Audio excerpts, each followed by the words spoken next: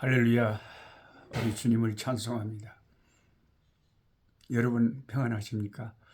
하나님 말씀 매일같이 공부하고 1년의 성경 일독하는 꿀송이 보약 큐티 시작하겠습니다. 오늘이 2025년 8월 8일입니다. 금요일입니다. 오늘의 읽을 말씀은 에레미야 1장에서 3장입니다. 제가 이게 날짜를 말하는 것은 한국 시간을 기준으로 하고 있습니다. 이제 우리는 에레미야 이 대선지자의 말씀을 가까이 하게 되었습니다. 이사야 선지자나 에레미야 선지자 얼마나 참 하나님 앞에 가면 귀하고 귀한 하나님의 사자들입니까? 에레미야는 이사야보다 약 100년 후에 활동했던 선지자고 남유다 말기에 활동하다가 예루살렘의 패망을 눈으로 목도하면서 슬픈 노래를 지어 애통한 눈물의 선지자 에레미야입니다. 그보다 먼저 사역한 선지자들보다 성경에 먼저 이 구약 성경에 배치된 이유는 단지 분량이 많아서입니다. 분량이 많아서. 시대가 앞선 게 아니고요. 분량이 많아서.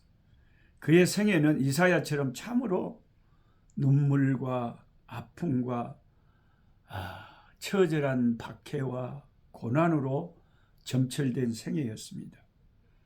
자, 하나님의 종이 된다는 것은 이런 이사야 선지자나 에레미야 선지자와 같은 선지자로 쓰임 받는 거라고 생각하면 오늘 우리 목회자들이 목사들이 어떤 자세로 하나님을 섬겨야 할지를 잘 보여줍니다. 그는 하나님의 명령으로 평생 결혼도 하지 아니하였고 에레미야는 독신으로 지냈고 동족들에게 친바벨론주의자로 정치적으로 찍혀가지고 매국노로 배척당했습니다. 저도 저를 좋아했던 많은 신앙인들이 제가 가끔 드러내는 그런 정치적인 성향을 보고는 저를 싫어해가고 다 떠나버렸어요. 저 사람 좌파네. 이 에레미야는 당시로 말하면 바벨론이 하나님을 대적하는 세력인데 감히 바벨론 편에 선다고? 그래야 우리가 산다고 가르친 저거 거짓 선지자지 뭐 이거 저런 사람 말 들을 필요 없어 하고 이 에레미야 선지자를 배척해버려요. 근데 에레미야 선지자 입장에서는 하나님이 그렇게 말씀을 주시고 자기 양심이 그렇게 증거를 하는데 어떻게 할 거예요? 할 수 없어요. 이제 그 사람들한테 배척을 당하는 수밖에 없어요. 그렇다고 신념을 바꿀 수는 없잖아요. 예루살렘 성전의 당시에 총감독이었던 바스올이 성전을 파괴한다는 예언을 했다는 이유로 체포를 합니다. 에레미야 선지자를. 그래서 기둥에 목줄로 매갖고 그렇게 박해를 했죠. 거짓 선지자 하나냐에게 위협을 당하기도 하였으며 수많은 살인 위협 속에 살다가 유태가 망했을 때에 바벨론이 제공한 주택과 좋은 조건들을 거절하고 남아있는 불쌍한 백성들과 함께 지내다가 결국 그들에게 배신당하고 주 예수 그리스도 하나님의 그 나라를 위해 살다가 나중에 순교를 당하면서 생을 마감합니다. 그래서 이사야 선지자도 순교당했고 에레미야 선지자도 바른 말씀을 전하다가 배척당하고 순교당했습니다. 여러분, 바른 말씀을 전한다는 게 결코 오늘날의 큰 교회 성공한 목회자들처럼 인정받고 막 유명해지고 그런 거 나오는 이 성경에 쓰임받는 정도는 전혀 다릅니다. 오히려 순교를 당하고 목숨을 잃고 배척을 당하고 외롭고 고생하고 살다가 가는 거죠. 그러니까 하나님 앞에 서면 하나님이 그걸 갚아주시지 않겠어요? 그는 하나님이 자신에게 더 이상 이 백성을 위해 기도하지 말라고 하시며 모세와 사무엘이 와서 기도해도 안 들어줄 것이라는 가슴 아픈 명령을 받고 다시는 이 백성을 위해서 기도하지 말래요. 그래도 잠시 침묵하다가도 가만히 있으면 도저히 견딜 수가 없어요. 중심이 불이 그냥 타버려갖고 견디지 못하고 다시 거리로 뛰쳐나가서 회개하라 하나님 말씀을 외쳤던 선지자가 이 에레미야 선지자입니다. 에레미야서를 통해서 선지자는 한 9가지 어떤 상징적인 이미지를 사용해서 예언을 하는데 그게 살구나무 가지, 이 살구나무 가지가 꺾여지는 것을 보여주면서 이스라엘이 이렇게 꺾여질 것이다, 그렇게 선포했죠. 그 다음에 북으로부터 기울어져 끓는 가마가 불불불 끓는데 그게 북쪽에서부터 확 이제 기울어져 갖고 남쪽으로 이제 쏟아지는 거예요. 하나님께서 북방 민족 바벨론을 일으켜서 이스라엘을 덮쳐볼 거다. 그 다음에 삼배띠, 에레미야의 허리에 메었던 배띠를 썩게 해서 유대의 패망을 예고하기도 합니다. 토기장이와 진흙, 하나님은 토기장이십니다. 이스라엘이 하나님을 버렸으므로 토기장이신 하나님께서 그 진흙을 깨뜨려 버렸습니다. 깨진 옹기, 우상을 섬긴 대가로 그들은 옹기처럼 깨질 것입니다. 무압과 두 강줄이 환상을 보여줬죠. 좋은 무압과 강줄이는 포로가 되어 바벨론에 끌려가는 백성들을 말하고 그들은 하나님이 보호하셔서 다시 돌아올 소망이 있고 거기서도 가서 잘 살 겁니다. 그런데 나쁜 무압과 강줄이는 남아있을, 포로로 잡혀가지 못하고 유대에 남아있을 백성들을 말하는데 그들은 조롱과 멸시를, 손가락질을 당할 것이다. 그러니까 참 인생은 블랙박스와 같아요. 열어봐야 알지 알 수가 없어. 아니 포로로 잡혀가는 사람이 불쌍하고 어머 저거 이제 큰일 났네 할 것 같는데 하나님은 그게 차라리 낫대요. 우리가 인생을 살면서 어머 왜 이렇게 힘들고 어렵다냐 하고 힘들고 어려운 것이 어떨 때는 하나님이 그게 차라리 낫다고 뒤돌아보면 그럴 수도 있다는 거죠. 바벨론에 끌려가는 게 더 낫다고 하는 이 말씀은 참으로 심오합니다. 그 다음에 멍에, 에레미야는 줄과 멍에를 만들어 목에 걸고 다니면서 예언을 했는데 그게 뭐예요? 바벨론 왕을 노예로 섬길 것을 예언한 거죠. 그 다음에 큰 돌들을 바로의 궁전 축대에 진흙으로 발라서 감췄죠. 에레미야 43장에 보면 큰 돌은 장차 바벨론 왕이 애굽을 정복할 것을 미리 예언한 거예요. 그들이 의지하던 애굽이 망할 거다. 그들이 대적하던 바벨론이 유대를 삼킬 거다. 사람들이 유대 사람들이 당시 생각을 잘못하고 있었죠. 그 다음에 유브라데 강에 책을 던졌죠. 바벨론 멸망을 상징하는 거예요. 그게 에레미야 51장에 나오는 유브라데 강에 책을 던졌다. 이것은 유브라데 강은 바벨론을 상징하는 건데 바벨론은 그렇게 열국에서 던져질 거라는 거죠. 이처럼 애굽의 패배와 바벨론의 멸망을 예언한 에레미야 예언은 다 성취되었습니다. 에레미야 선지자는 또한 바벨론에게 망한 후 정확히 70년 만에 이스라엘이 회복되어 다시 돌아오게 될 것을 예언한 선지자가 에레미야 선지자입니다. 에레미야 29장. 선지자의 이 말에 나중 바벨론에 잡혀가 그곳에 살았던 다니엘 같은 하나님의 사람에게는 이 선지자 에레미야 선지자의 글을 읽다가 이 문구를 발견하고 70년 만에 우리가 돌아가는구나. 할렐루야. 얼마나 큰 힘을 얻었는지 몰라요. 그 약속 붙잡고 기도해서 바벨론에서 다시 다니엘은 돌아왔잖아요. 1차 포로기한테. 그러니까 이 성경 말씀이 예수 믿는 우리들에게는 엄청난 이 성경 말씀이 위로의 말씀. 우리가 아무 근거 없이 믿는 게 아니잖아요. 말씀에 다 있다 이 말이에요. 말씀을 믿는 거죠. 그 다음에 에레미야 1장 1절 보면 에레미야의 활동 시기에 대한 이야기가 나옵니다. 그는 유다의 요시야 왕 제13년부터 하나님 말씀을 선포하기 시작해서 시드기야 제11년에 예루살렘이 무너질 때까지 활동했습니다. 그 기간이 대략 40년입니다.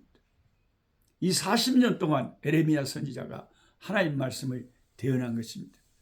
그 시절은 아시리아 제국이 약해지고 바벨론 제국이 패권을 장악해 가던 때였습니다. 대제국의 패권은 주변의 작은 나라들에게 영향을 미칩니다. 작은 나라들은 제국의 말을 듣고 생존을 보장받든지 아니면 패망을 감수해야만 했습니다. 오늘날 한국에서 좌판이 우판이 나누어 시국을 보는 의견이 팽팽하게 나뉘는 것처럼 당시에 에레미야 선지 당시에 바벨론의 패권 앞에서 유다 사람들의 의견이 크게 나뉘었어요. 한쪽에서는 이집트와 동맹을 맺어서 바벨론과 맞서야 된다고 주장한 사람들이 있었고, 다른 한쪽에서는 그건 너무 무모하니 양쪽으로 치우치지 말고 중간 노선을 지키면서 국가의 미래를 내다보자고 주장한 사람들도 있었습니다. 나라나 어떤 집단이나 위기라고 느낄 때 여론은 대체적으로 강경 입장으로 기울어집니다. 수많은 정치인들과 지도자들이 나서서 이집트와의 군사 동맹을 통해서 바벨론을 격퇴시켜야 한다고 주장했습니다. 두 가지 점에서 이런 주장은 여론의 힘을 얻게 됩니다. 하나는 하나님이 자신들의 백성을 바벨론의 공격에서 지켜주신다고 하는 신령한 믿음이었습니다. 그들이 볼 때 바벨론은 하나님을 대적하는 나라였습니다. 그렇게 생각하면 뭐 이집트는 안 그런가요?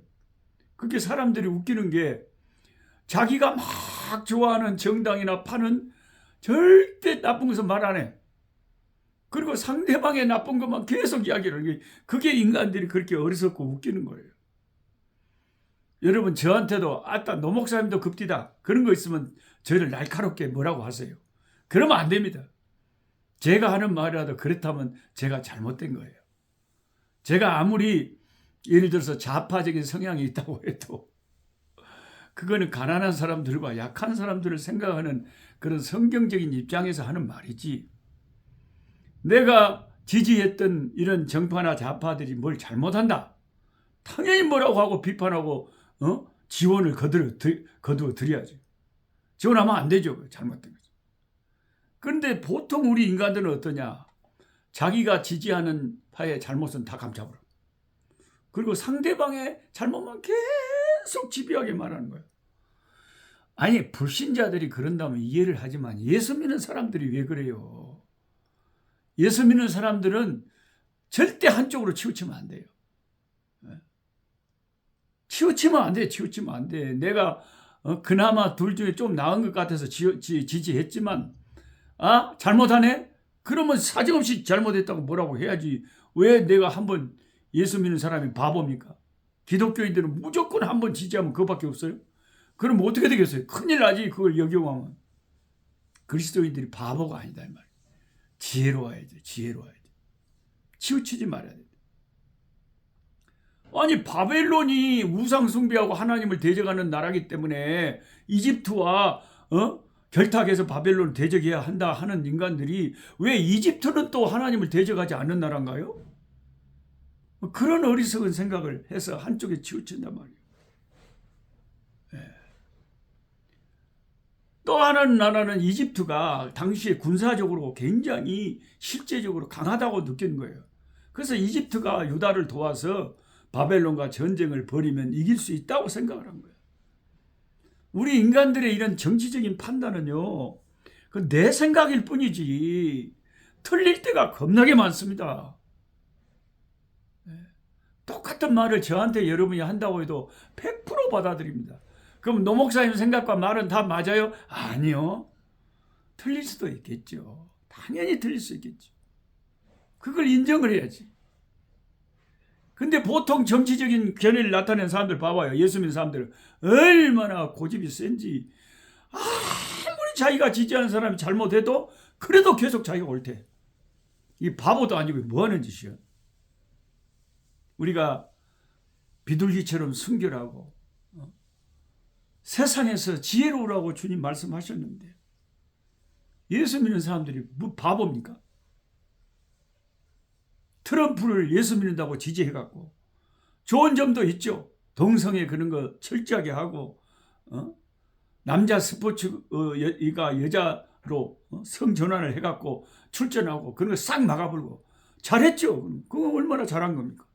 잘한 건 잘한 거지만 불쌍한 사람들 그냥 전부 이민 뭐 해갖고 다 쫓아내버리고 우리 한국인들도 굉장히 전전 근거하는 사람들 많다 그래요.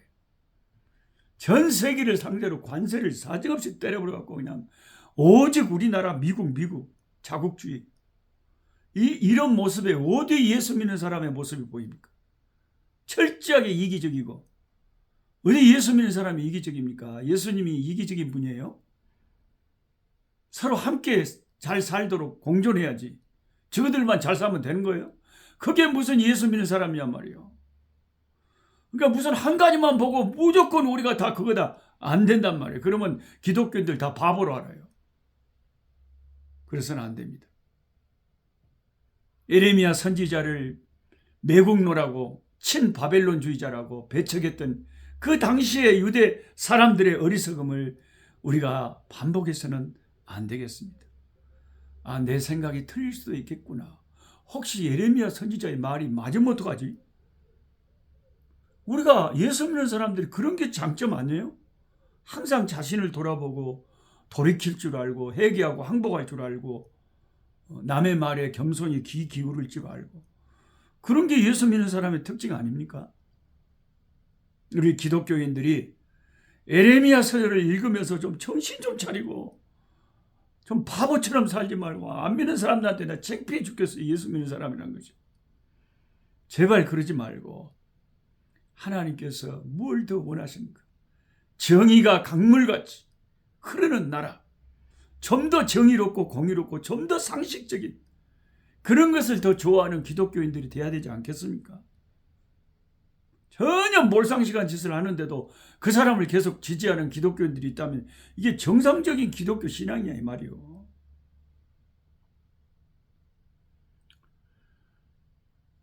예레미야서의 말씀 너무너무나 이 귀한 선지자의 외침 얼마나 좋은지 모르겠어요.